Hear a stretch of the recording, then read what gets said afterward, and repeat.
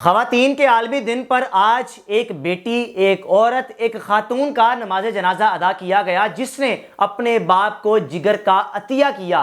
60% जिगर का टुकड़ा अपने बाप को दिया। लेकिन वो बाप एक लम्हे के लिए, पहले तो वो बाप खुशकिस्मत था कि उसको जिगर का अतिया उसकी बेटी देने जा रही है, जिगर का टुकड़ा उसको उसकी बेटी देने जा रही है। लेकिन वो बाप आज खुद तो ठीक हो गया, खुद तो घर चला गया, खुद सेहतयाब हो गया, लेकिन घर पहुंचते ही वो बाप बदकिस्मत बन गया कि बेटी उसकी अल्लाह को प्यारी हो गई। जनाब अली, आज लोधरा में 3 बजे एक बेटी का जनाजा अदा किया गया, जिस बेटी ने अपने बाप को जिगर का टुकड़ा दिया था। बाप बीमार था और जिगर के टुकड़े की जरूरत थी। बेटी ने बिना सोचे समझे ये फैसला किया कि अब्बा जान, मैं आपको जिगर का अपना टुकड़ा दूंगी और मैं चाहूंगी कि आपकी ज़िंदगी बच जाए। मुझे अपनी ज़िंदगी से इतना कोई लेना देना नहीं है, मुझे आपकी ज़िंदगी की ज़्यादा वैल्यू है और मैं चाहती हूँ कि अल्लाह ताला आपको लंबी और सेहतयाबी वाली ज़िंदगी दे। जनाब अली, विंडो की एक साइड पर आप जिस शख्स को देख रहे हैं, इस शख्स का नाम खलील है, जो कि लोधरा के रिहायशी हैं।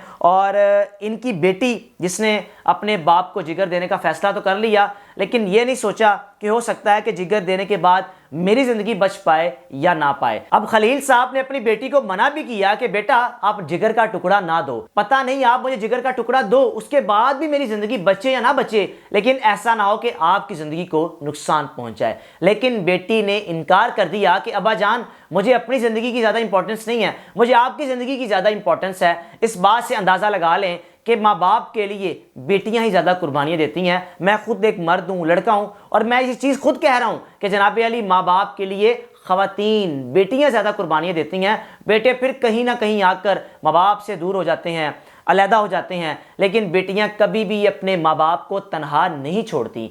कोई भी मुश्किल वक्त हो, अपने माँ बाप के साथ जुड़ी रहती हैं और हर मुश्किल वक्त में अपने माँ बाप के साथ कंधे से कंधा लगाकर खड़ी होती हैं और माँ बाप पर आई मुश्किल को ख़त्म करने में अपना कलीदी किरदार भी अदा करते हैं। अब इस बेटी ने भी अपने बाप की ज़िंदगी बचाने के लिए अपनी जान की कुर्बानी दे दी। नहीं मालूम था कि जिगर का टुकड़ा देने के बाद मैं खुद सरवाइव नहीं कर पाऊंगी। चंद दिन गुजरे, बाप जब घर आ गया, बेटी भी घर आ गई, लेकिन अचानक से जब दोबारा से बेटी की तबीयत ख़राब हुई, हॉस्पिटल लेकर जाया गया, मालूम हुआ कि आज 8 मार्च, जहाँ दुनिया भर में ख़वातीन का दिन मनाया जा रहा है, हैप्पी वुमेंस डे के नाम से ख़वातीन को विश किया जा रहा है कि ख़वातीन हमारे मुआशरे का एक बड़ा रोल है और ख़वातीन का हमारे मुआशरे में वो किरदार है कि जिस किरदार को बुलाया नहीं जा सकता। इस किरदार की जितनी कदर की जाए उतनी कम है, और इस किरदार की वैल्यू को इस बेटी ने ये साबित करके दिखाया, जिसने हैप्पी वुमेंस डे पर अपनी कुर्बानी देकर ख़वातीन का सर फ़ख्र से बुलंद कर दिया कि ख़वातीन किसी भी किस्म की कुर्बानी देने से